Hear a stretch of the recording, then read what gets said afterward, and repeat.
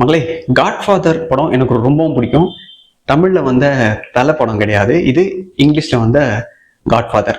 அதுல டான் விட்டோ கார்லியானி ஒரு மெசேஜ் சொல்லுவாரு. என்ன சொல்லுவாருன்னு பாத்தீங்கன்னா, a man who doesn't spend time with his family can never be a real man. இந்த ஒரு டைலாக் மட்டும் போதும் விஜய் யாரு, என்ன, அவர் எப்பேற்பட்டவர்ன்றத நாம தெரிஞ்சுக்க. அவரை பத்தின மீறி எந்தவித ஆராய்ச்சியுமே தேவையே கிடையாது. எப்பேற்பட்ட ஆளை இங்க இருக்க தமிழ் தற்குறிகள் பதவியில உட்கார வச்சிருக்கோன்றத இந்த ஒரு வசனம் தெளிவா சொல்லணும்னு நினைக்கிறேன். 2021ஆம் ஆண்டு ஸ்டாலின் பதவி ஏற்றப்ப எனக்கு வடுகர்களை பிடிக்காது, அதுலயும் நம்மள ஆள நினைக்கிற வடுகர்களை சுத்தமா பிடிக்காது. அப்படியே இருந்தாலும் அவரை நாம ஓட்டு போட்டு சிஎம்மா தேர்ந்தெடுத்து 2021ஆம் ஆண்டு உட்கார வச்சோம். அப்ப பாத்தீங்கன்னா அவர் பதவி ஏற்கும் போது அவர் வந்த ட்ரெஸ் கோடும் சரி, எடப்பாடி பழனிசாமி, ஓ பன்னீர்செல்வம் அவங்க பதவி ஏற்றப்ப அவங்களுடைய ட்ரெஸ் கோடுமே சரி, அம்மா கருணாநிதி இவங்களுடைய ட்ரெஸ் கோடுமே சரி, காமராஜர், எம்ஜிஆர் இவங்களுடைய ட்ரெஸ் கோடுமே சரி எப்படி இருக்கும்னு பாத்தீங்கன்னா நம்மளுடைய வேஷ்டி சட்டை அந்த பாரம்பரியத்தை தான் பின்பற்றின மாதிரி இருக்கும். அதே மாதிரி லேடிஸ் யாரா பதவி ஏற்றா அவங்க புடவையில தான் வருவாங்க. இங்க என்ன பிரச்சனைன்னு பாத்தீங்கன்னா, இவருடைய பதவியேற்பு விழாலேயே பாரிசாலன் சொல்ற மாதிரி தான் இப்ப நம்ம பேச போறேன். பாரிசாலன் இது மாதிரி இலுமினாட்டி குறியீடுகள் சொல்லுவார் இல்லையா, விஜயோடைய ட்ரெஸ்ஸே பாத்தீங்கன்னா வெள்ளையர்களுடைய குறியீட்டை மையப்படுத்தி இவர் என்ன பண்ணியிருக்காருன்னா கோட் அண்ட் சூட்ல வந்திருக்காரு. ஏன் அதுல வரணும்? அதற்கான காரணம் என்ன? ஒரு தமிழன்னு இங்க இருக்க எல்லாருமே சொல்றாங்க. இலுமினாட்டி பத்தி பேசுன பாரி சாலமன் கானே சொல்றாரு அவர் தமிழன்னு. அப்படின்னா அந்த தமிழன் ஆளப்போறான் தமிழன்னு சொன்ன இந்த தமிழன் எப்படி வந்திருக்கணும்? வேஷ்டி சட்டையில வந்திருக்கணும். ஆனா இந்த தமிழன் கோட் அண்ட் சூட்ல வந்திருக்காரு. ஏன்? ஆமா.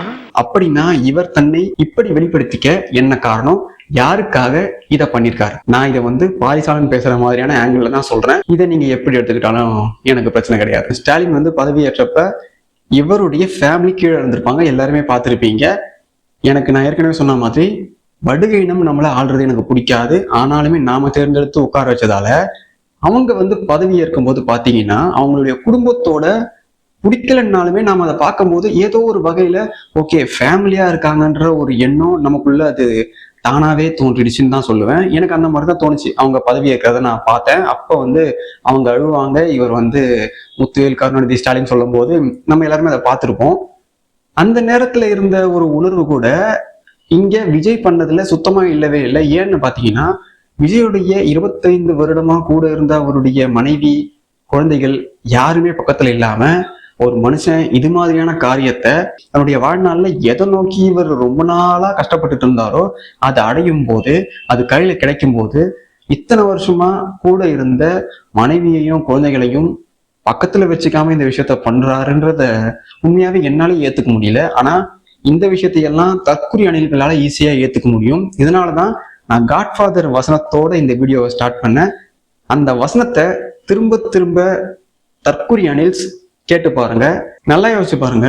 தன்னுடைய குடும்பத்தை கவனிக்காதவங்க, தன்னுடைய குடும்பத்தோட நேரத்தை ஸ்பெண்ட் பண்ணாதவங்க தமிழ்நாட்டில் இருக்கக்கூடிய கோடிக்கணக்கான குடும்பத்தை காப்பாற்றிடுவார்னு நீங்க எல்லாம் ஓட்டு போட்டிருக்கீங்க. பார்ப்போம். எனக்கு தெரிஞ்ச நிறைய பேரு நான் பேசினவங்க, நான் யாரையெல்லாம் மிகப்பெரிய அறிவாளிகள் நினைச்சிட்டு இருந்தனோ, நான் யாரெல்லாம் விஜய் இந்த மாதிரி திடீர்னு இந்த பதவிக்கு வந்ததை கிளியரா பாயிண்ட் பண்ணி அவங்களுக்கு விஜய் ஏன் வந்தாரு, அவர் மூலமா என்ன நடக்க போகுது, இது எல்லாத்தையுமே டீகோட் பண்ற அளவுக்கு அவங்களுக்கு அரசியல் தெரியும், உலக அரசியல் தெரியும்னு நான் நினைச்சிட்டு இருந்தனோ, அவங்க எல்லாருமே என்ன பண்ணிட்டாங்கன்னா காலவாரி விடுற மாதிரி ஒரு விஷயத்த பண்ணிட்டாங்க. விஜய் ஜெயிச்சதும் இங்க திராவிடம் வீழ்ந்தது, திராவிடம் மண்ணோடு மண்ணாகி விட்டதுன்னு இங்க இருந்த பெரும்பாலான தமிழர்கள் சந்தோஷப்பட்டாங்க.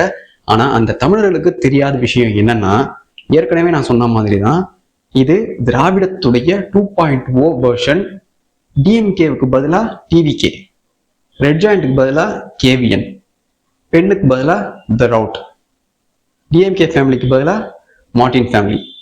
இவ்வளவுதான் சேஞ்சா இருக்கே தவிர இங்க நம்மளை ஆளக்கூடிய இனத்துடைய கையில இருந்து நாம முழுமையா விடுபடவே இல்லை.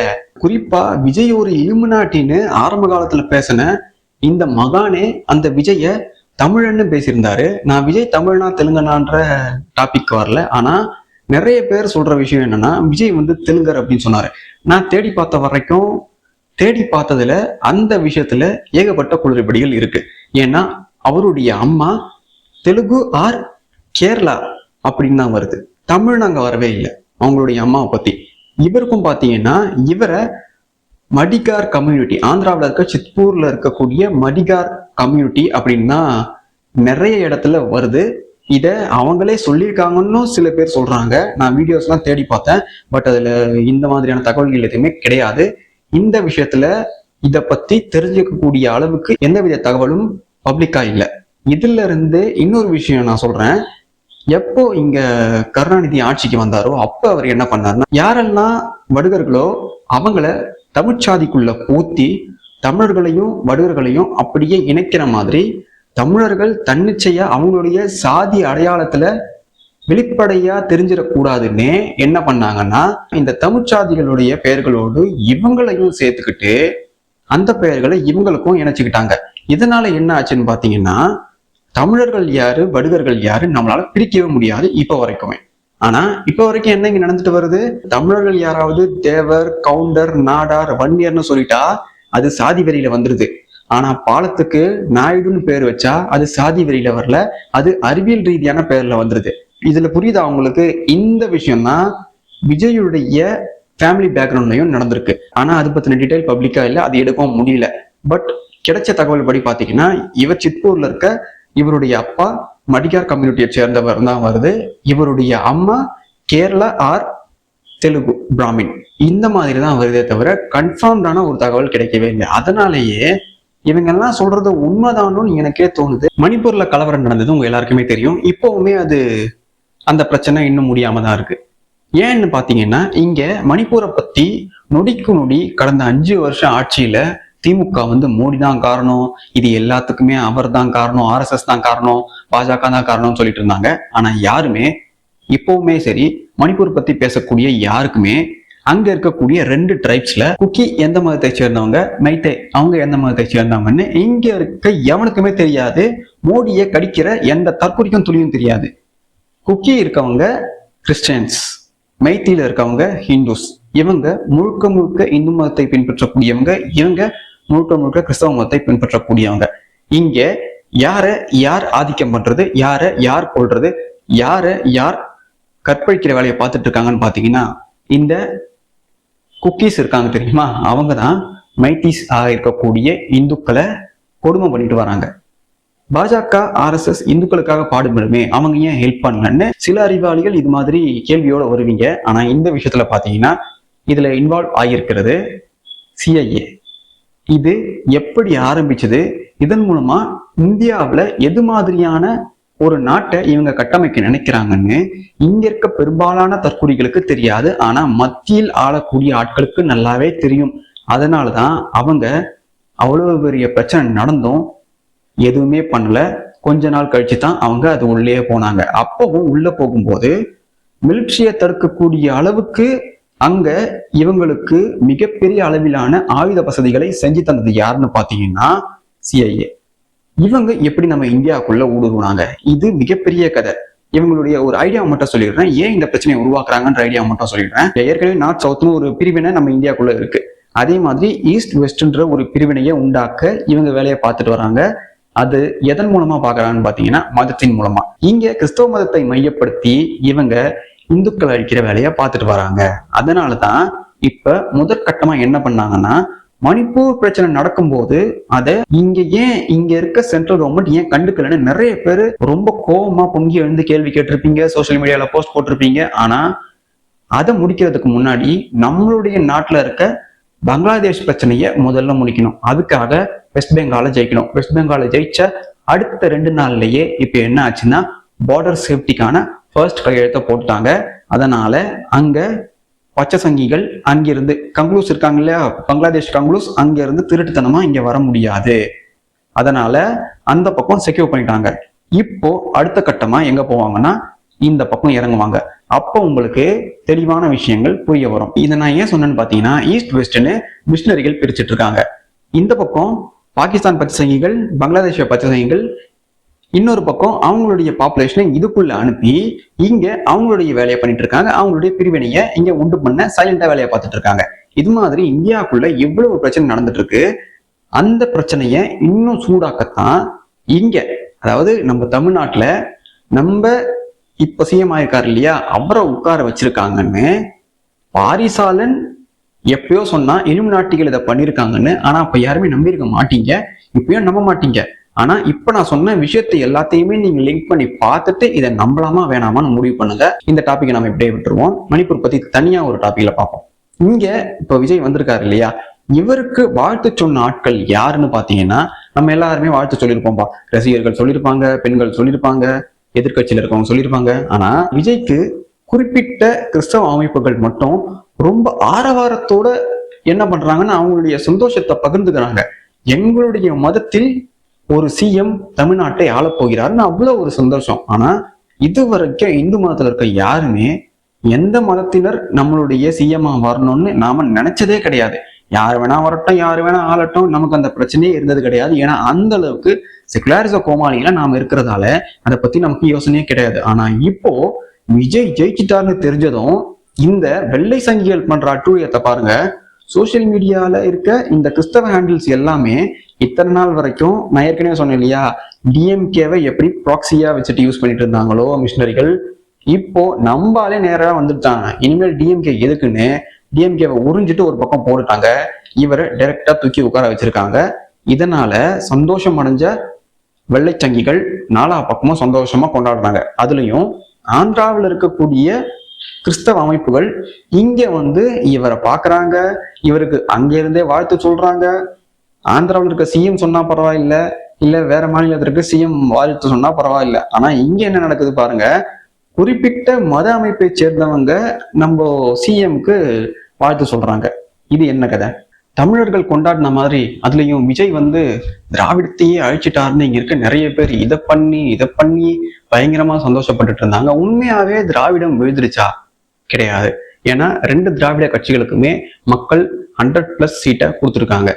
அதையும் தாண்டி விஜய் திராவிட 2.0 தான்றதை நிரூபிக்க அவர் கூட இருக்க ஆட்கள் எல்லாருமே பாத்தீங்கன்னா ஜான் ஆரோக்கியராஜ் வடுகர், புசியானந்த் வடுகர், ஆதவர்ஜுனா வடுகர், வெங்கட நாராயணன் வடுகர். இது மாதிரி இவர் கூட இருக்க முக்கியமான ஆட்கள் எல்லாருமே மதத்தையும் தாண்டி இனத்தால் வடுகர்களா இருக்காங்க. அதையும் தாண்டி இவர் எந்த கட்சியை எதிர்த்து வந்தாரோ அந்த கட்சி கூடவே கூட்டணி வச்சு ஆட்சி அமைச்சிருக்காரு. அதனால மக்கள் கிட்ட என்ன சொல்லி அவர் ஓட்டு கேட்டாரோ அதுக்கு நேரெதிரான, இதுக்கு முன்னாடி என்ன ஆட்சி இருந்ததோ அதே ஆட்சியை நான் தரப்போறேன்றத இவர் சொல்லாம தன்னுடைய செய்கை மூலமா செயல்கள் மூலமா காட்டியிருக்காரு. ஆனா இந்த விஷயம் தற்குறி விசிலடிச்சாங்குஞ்சிகளுக்கு தெரியல.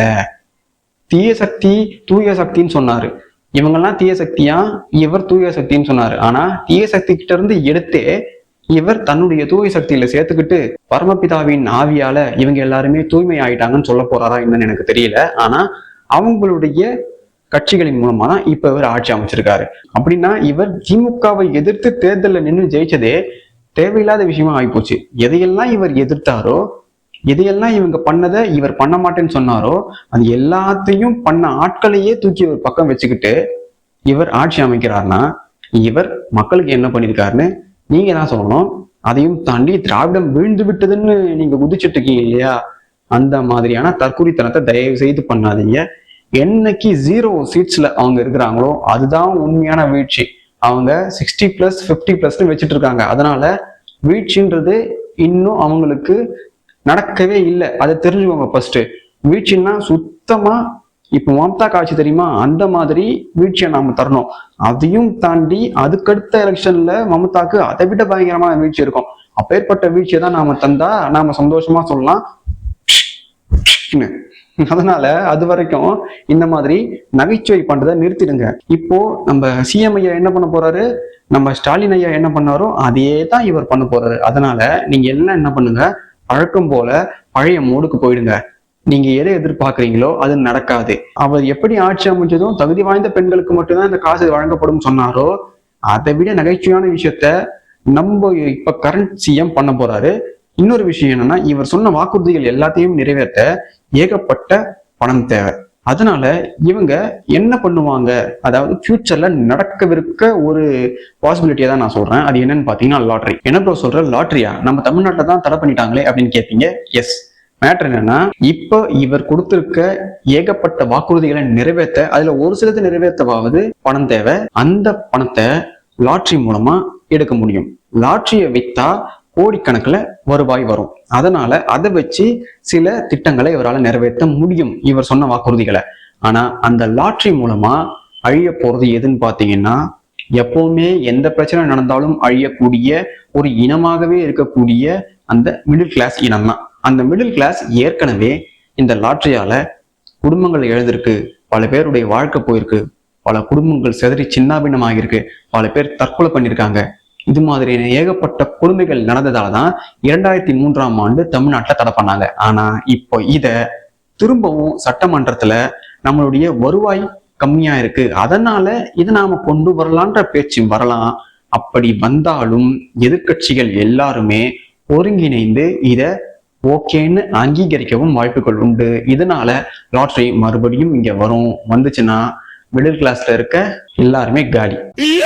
அதனால இது ஒரு பாசிபிலிட்டி இருக்கு. நல்லா ஞாபகம் வச்சுக்கோங்க. இது நடக்குமா இல்லையான்றத நம்ம இவருடைய ஆட்சியில தொடர்ந்து பயணிக்கும் போதே நாம பார்க்கலாம். இந்த தற்கொலை அணில்க பண்ற பிரச்சனை தான் தாங்கவே முடியல. இதுங்க ஒரு தனி உலகத்துல வாழுதுங்கன்னு நினைக்கிறேன். ஏன்னா இத்தனை நாள் வரைக்கும் அரசியல்னா என்னன்னே தெரியாத கோமாளிகள் எல்லாம் இப்போ அண்ணன் சிஎம் பதவி ஏத்துட்டாராம். அதனால இந்த 2 வருஷத்துல இவர் தென்னகத்தையே சுத்தி தன்னுடைய கைக்குள்ள போட்டுப்பாராம். ராகுல இவர் அடுத்த தேர்தல்ல பிரதமர் ஆக்கிடுவாராம். நார்த்தையும் இவங்க 2 பேரும் சேர்ந்து கைப்பற்றிடுவாங்களாம். இப்படி பேசுறதுக்கு உண்மையாவே ஒண்ணு மூளை இல்லாம இருக்கணும், இல்ல மூளை இருந்து அது பைத்தியமா இருக்கணும், இல்லைன்னா இது 2மே இல்லாத அணில் கூட்டமா இருக்கணும். இந்த மாதிரியான பைத்தியங்க தான் இந்த சோசியல் மீடியா ஃபுல்லா தெரிஞ்சிட்டு இருக்குங்க. சிஎம் ஆனதும் அவருக்கு எவ்வளவு வேலை இருக்கு, அவர் இதையெல்லாம் பண்ணுவான்னு யோசிக்க துப்பில்லாத இந்த தற்குறிய எடுத்த உடனே பாஜகவை அண்ணன் ஜெயிச்சிருவாராம். அண்ணாவுடைய கதையே இன்னும் என்னன்னு தெரியல. அதுக்குள்ள இதுங்க பாட்டு செல்ஃபா கேசம் அடைஞ்சிட்டு இருக்குங்க. அப்புறம் இவங்களுடைய இன்னொரு நகைச்சுவையை பாருங்க. பாஜக மட்டும் உள்ள வந்துடக்கூடாது அண்ணா, தளபதி பாஜகவை மட்டும் நீங்க உள்ள விட்டுறாதீங்க, தமிழகம் என்னைக்கும் அதை எதிர்த்து தான் அரசியல் செய்யணும், நமக்கு மதவெறி வேணாம் அப்படின்னு சொன்னானுங்க. மதவெறி வேணான்னு சொல்லிட்டு ஐஎம்யூல தூக்கி ஏன்டா நீங்க சேர்த்துக்கிட்டீங்கன்னு கேட்டா அதுக்கு பதில் சொல்ல மாட்டானுங்க. சாதி வெறி வேணாம் ப்ரோ, பிஎம்கே வேணாம், அது சாதி கட்சி, அப்ப விசிகா என்ன கட்சிடா, அதுக்கு பதில் சொல்ல மாட்டானுங்க. அதாவது குடும்ப கட்சி வேணாம், ஊழல் பண்றவங்க வேணாம் அப்படின்னு சொல்லிட்டு காங்கிரஸ் கூட கை கோத்துக்கிறானுங்க. அது என்னடான்னு கேட்டா அதுக்கும் பதில் சொல்ல மாட்டானுங்க. ஏண்டா தற்கொலை அணில்களா, இதுக்கெல்லாம் பதில் சொல்லுங்கடான்னு கேட்டா இவனுங்க ஒரு பக்கம் உருள ஆரம்பிச்சிடுறானுங்க. இதுக்கு திமுக காரங்களே பரவாயில்லன்ற அளவுக்கு இவங்களுடைய பதில்கள் வருது. இந்த லட்சணத்துல இவங்க அரசியல் பேசுறாங்களாம். இந்த தற்கொலைகளோட தான் நாம விஜயுடைய ஆட்சி எவ்வளவு நாள் இருக்கோ அவ்வளவு நாளும் நாம் பயணிக்கணும்ன்றத நினைச்சாலே உண்மையாவே நகைச்சுவையா இருக்கு. Until we meet again.